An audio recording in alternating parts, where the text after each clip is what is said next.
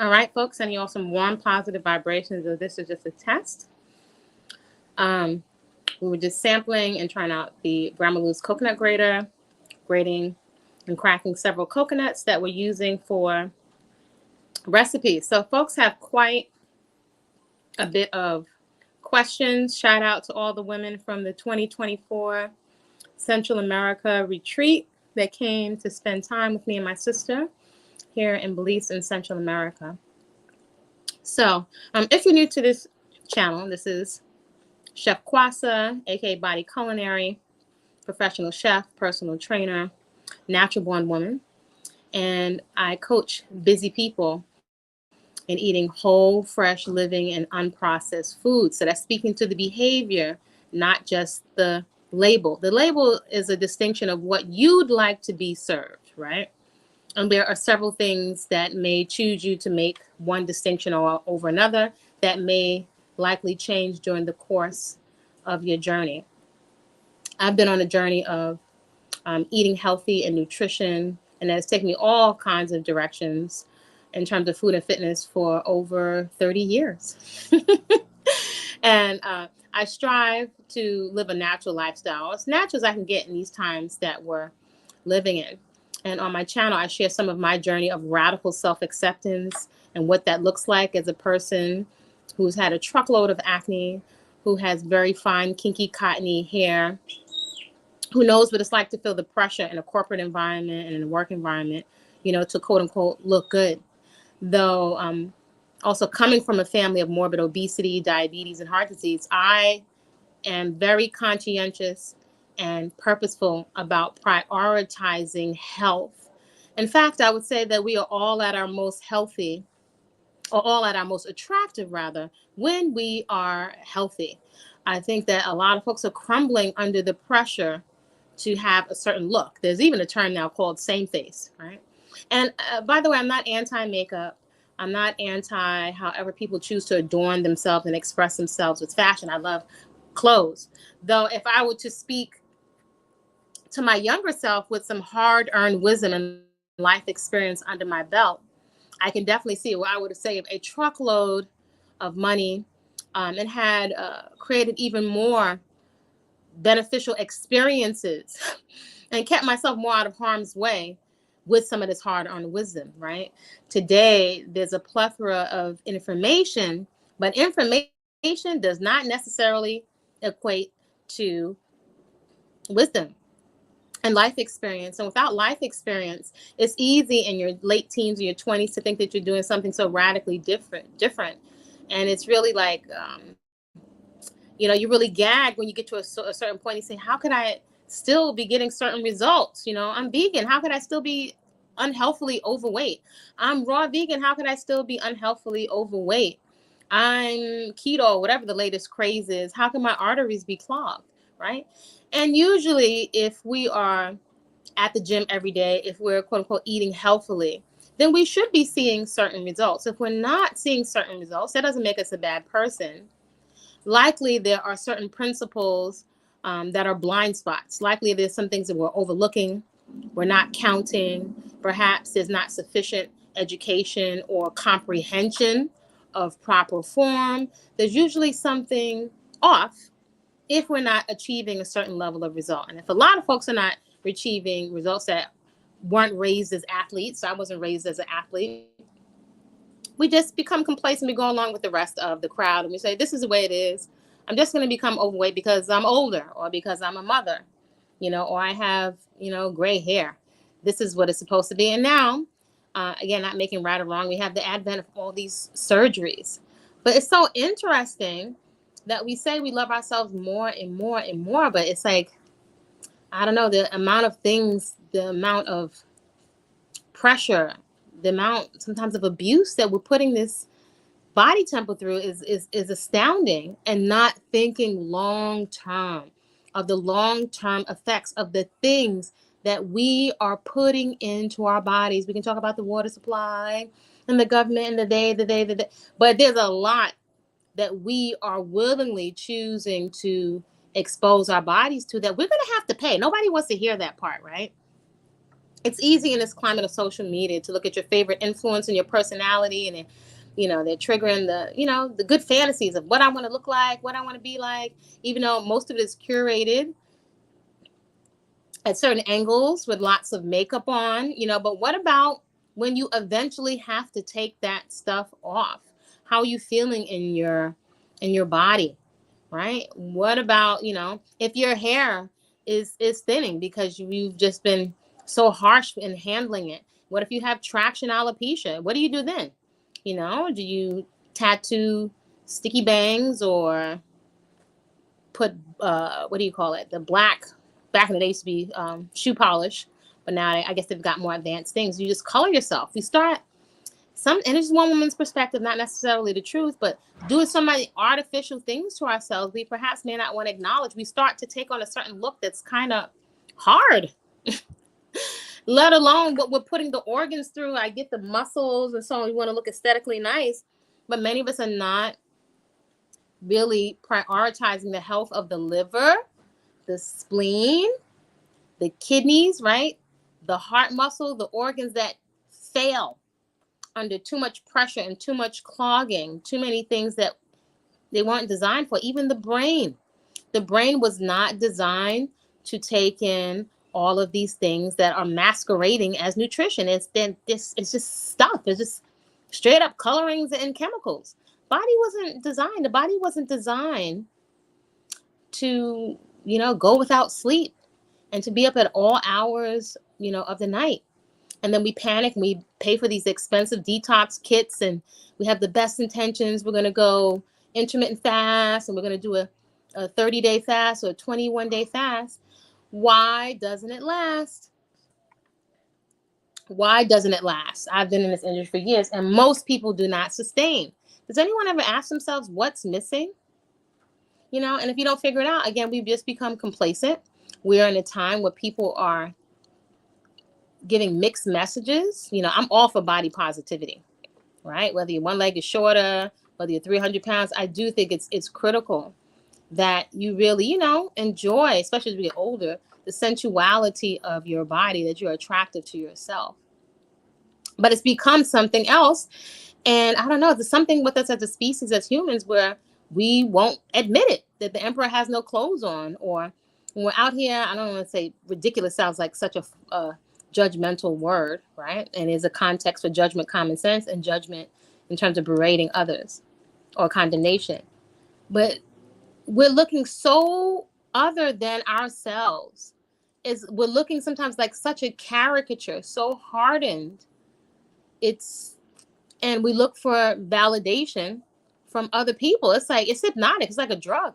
It's definitely chemical responses that are happening with this faux validation. So I think perhaps to understand our psyche and to understand what's going on here can give us the best access to change, right? If you don't really understand very clearly what the problem is, if you don't even acknowledge there's an issue or something is off, then it's highly unlikely you'll be able to come up with a sustainable, effective plan for change, period. So who wants to admit, I'm unhealthily overweight?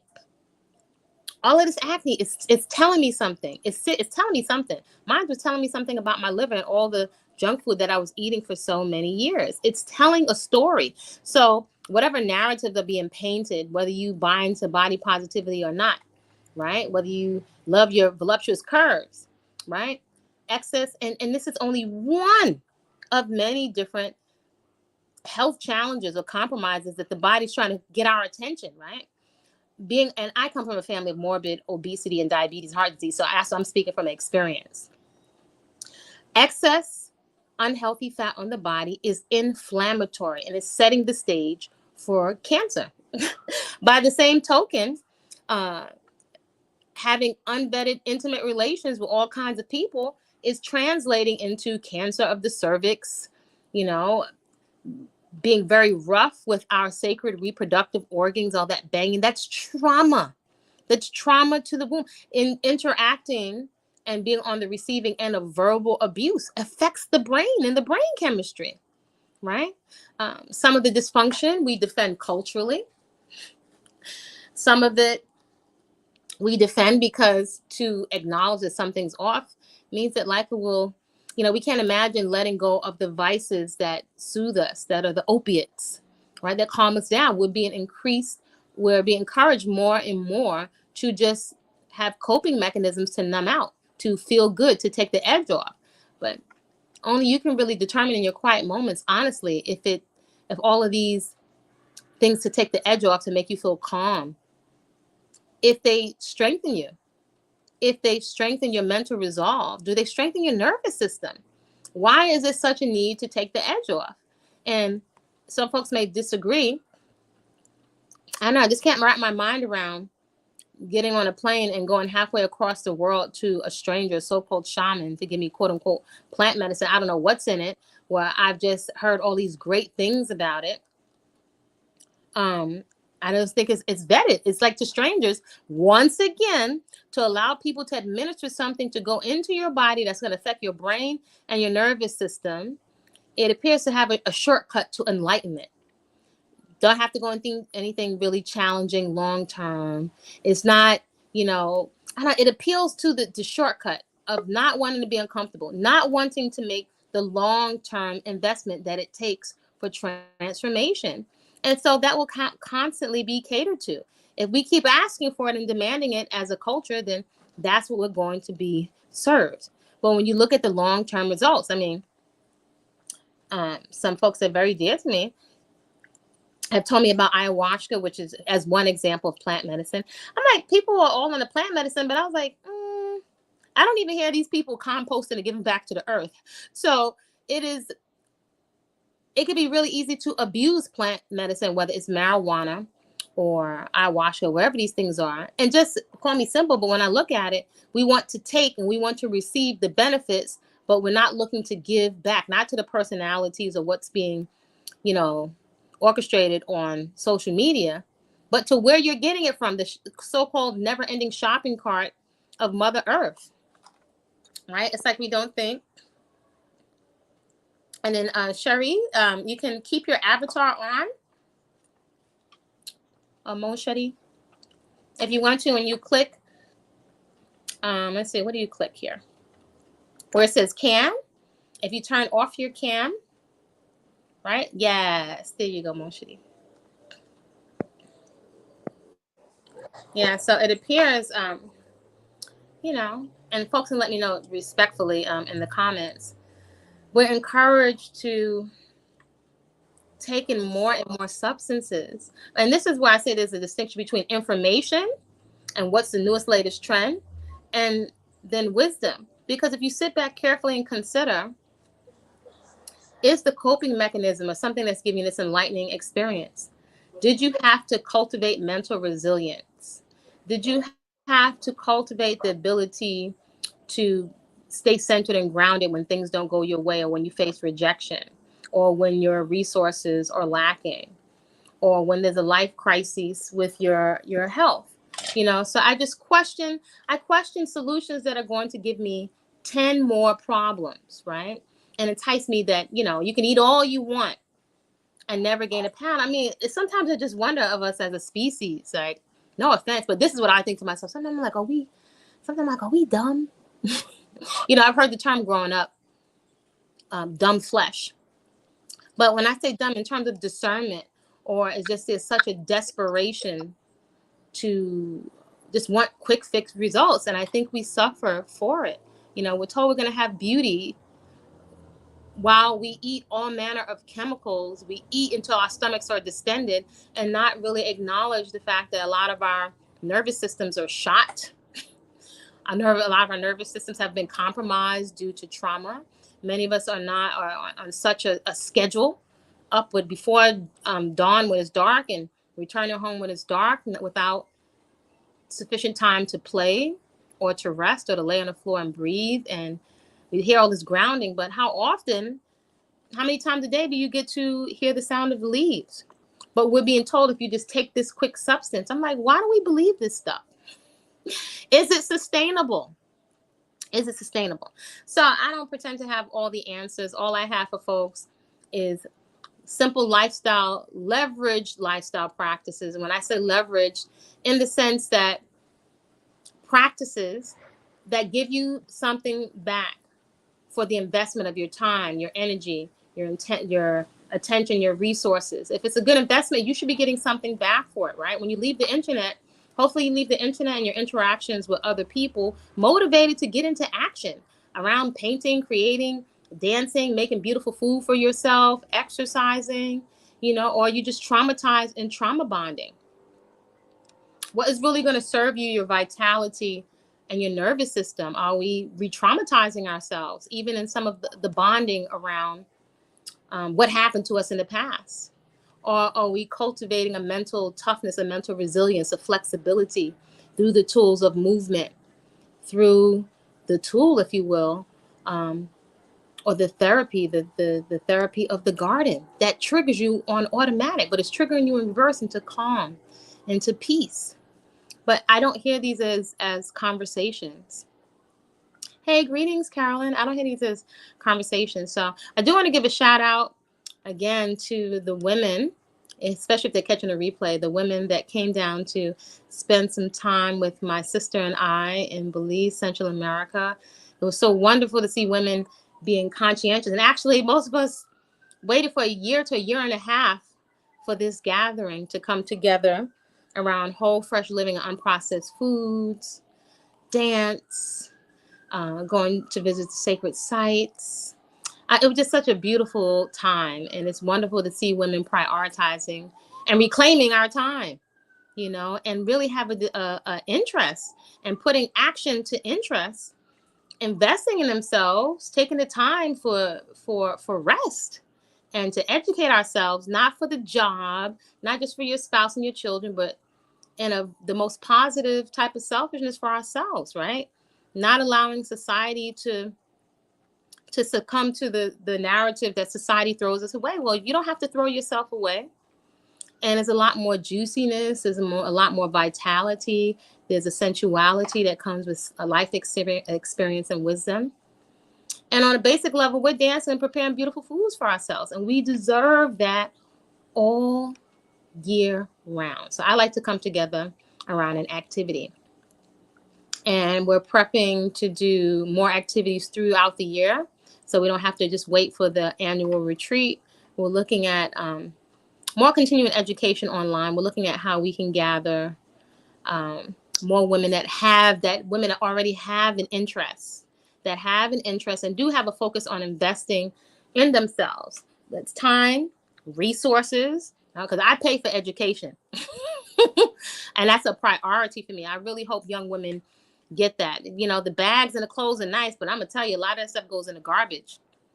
So if I had to speak to my younger self, and I picked it up at a younger age, I figured out coaching, mentorship, reading an article in Essence magazine, looking for mentors, learning through Sava, my godmother, to do selfless service and community service, a reciprocal relationships where you're getting something back. The people I volunteered for, I got more than people that were paying coming through the door through selfless service.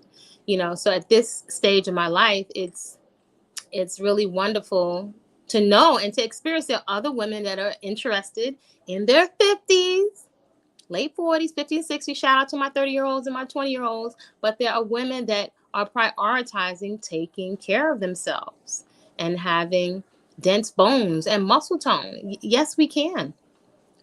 Why not? But it is a conscientious choice. It's not going to happen. Change is not going to happen through living vicariously through some personalities on a computer, just staring at them while you're eating vegan chips and vegan Oreos from the health food store.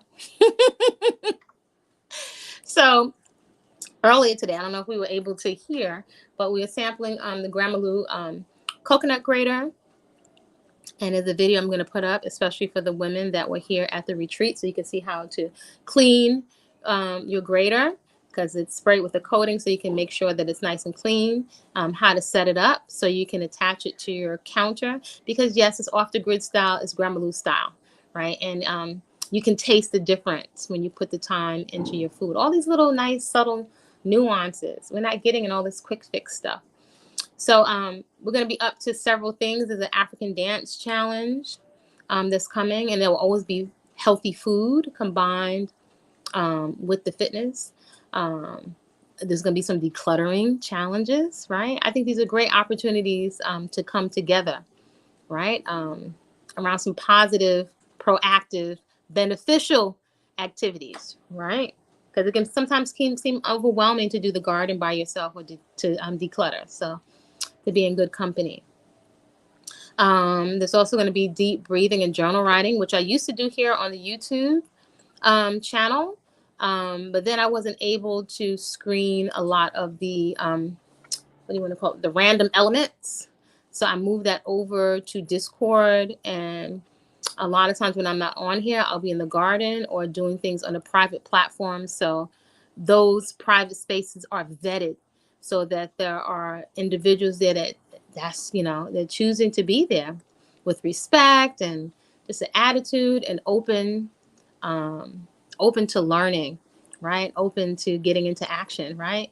So, shout out to Moshedi. Moshedi, did you have any questions? If you want to, you can keep your camera off. But if you want to, if you had any questions on your mic, you're welcome to ask. Or if you think there are any questions from any of the other women that are not here right now that were with us in Central America.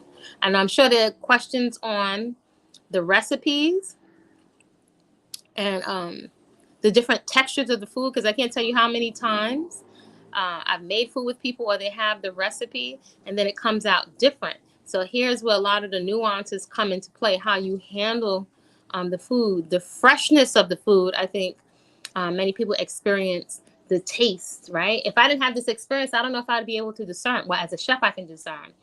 But to be able to go out in the yard and pick the greens and then I just pick them and I just serve them. It's like I don't know, to me, it like puts a whole dent in your brain, that type of freshness. And just knowing also that we're not putting sprays. Like it wouldn't even occur to me to put spray on some food that I'm growing in my yard. It doesn't occur to me. But that's organic greens every day. So that to me is like a little miracle, because there was a time, and maybe we need to share that in the flower fit in the garden section. Some of what the garden looked like, because it was a flat yard. This was a flat yard, and now it's like the soursop trees we just had to cut, really trim down. I'm looking at a bunch of bananas out the door, soursop, plants and bananas, the lime tree over there. The neem tree this year is giving some kind of fruit. Ackee is coming. This is from food that we ate, that we planted ourselves. So there is so much life to be lived, so many new experiences to be had. And maybe perhaps because we don't see it, maybe we just become complacent. It's like, oh, well, and just go along with the rest of the crowd on the internet, but there's so much more, right? And everything is not going to be happening online. I often wonder if people are paying attention to the food, the taste. The other day I saw iceberg lettuce for $8 for a head. I'm like, wow, $8. It doesn't even have any nutrition in it. And it's $8 a head. A pepper, a habanero pepper that used to be 3 or 4 for a shilling. Now, like, wow. So that would have gave me 12 or 16. And that was like $1 for one little tiny pepper. I'm like, are women paying attention? Are folks paying attention? All of us folks that love to eat and love the gourmet food channels. Are you all paying attention in terms of what you have access to? Or is it all doom and gloom? I don't know. I'm like, I don't know about y'all, but I'm out inside the garden and I'm planting. And people have been laughing for years at me constantly planting. Oh, well, it takes several years for a lot of these fruit trees to be able to bear fruit. And for those folks that say, oh, I'm not here, I'm in the city. I start out in the city in an apartment growing food. So if you really want something, if you're looking for excuses to do something, you'll find them. It's that simple. You're going to work, you're going to research, but then you'll appreciate it more. I think a lot of people's endeavors to change, perhaps it doesn't last because when things are so heavily curated online, and you just see things are taken from a certain picture and an angle with all this, no offense to the makeup on, I'm like, it's not real. For me to go from my workout to the garden, there's no way I can have dragon nails and be out inside of the garden and then jump on my bicycle and then do a work. I was like, I don't know. I'm sweating also, I'm in my and my second phase of life. So it'll be a hot flash every now and then it's warm and it's tropical, then it's raining. I just don't see how it's sustainable. So I was like, I guess maybe folks are better than me. I don't know how they're rocking it. But I can say this, this active lifestyle, people are struggling with 10,000 steps. There's work and exercise built into the garden as well as relaxation. It's already built in. I can't eat any better than the whole fresh living and unprocessed foods and then have to have variety and enjoy it. It's a no-brainer. And that's what we want. We want the lifestyle to be a no-brainer. So the video with the coconut is going to be edited. If you're inside the women's retreat, those of you that were just here on the women's retreat, you will get a link to that. There are more classes coming. You can request to have a curated retreat, or if you'd like to be put on the waiting list to join me in Central America to work with me at a distance, then reach out to me. My info is inside the link inside the bio. Take advantage of when you see classes, because eventually a lot of these classes will migrate over to private on the site, just to create healthy boundaries in a safe space. Sometimes we come on early in the morning. It's just like, I don't know. I've never been comfortable with the idea of just random, no offense to men folks, but to random men having access to all the time. Something doesn't feel right about it. So it's more challenging. And that could be some women that may not have healthy boundaries, right? But the respect factor is low, and you can see it just by how folks are just very disrespectful, and this is men and women now, and basic interactions with each other. And it's like it's common. It's not a thing or a priority. All right, que sera. I'll be in the garden. I'll be on the track. I'll be doing some African dance and some capoeira. I'll be down at the river. I'll be planting some food in the ground. I'll be playing in the hair and not really sweating the hair that much. There's so much life to be lived. So check out, there's a lot of videos on this channel. Take advantage, right? What we don't respect, what we don't care for, we don't tend to, disappears eventually, right? That's just a universal law. What we don't appreciate, it goes away, because we're messaging that it's not a priority. Same thing like with muscle. You don't use the muscle, you don't squat, then your body's going to take that energy and send it somewhere else. Oh, she doesn't need dense bones. Let's send the energy somewhere else. If you're not using it, the body thinks you don't need it. So these are principles over the people and the personalities. So like, comment, respectfully, subscribe, perhaps replay this while you're decluttering or while you're chopping your vegetables. Share this video with somebody who can benefit. And we shall see you soon. Come along with me on this journey of whole, fresh living, unprocessed foods and fitness on all social media and Body-Culinary. And we'll see you soon.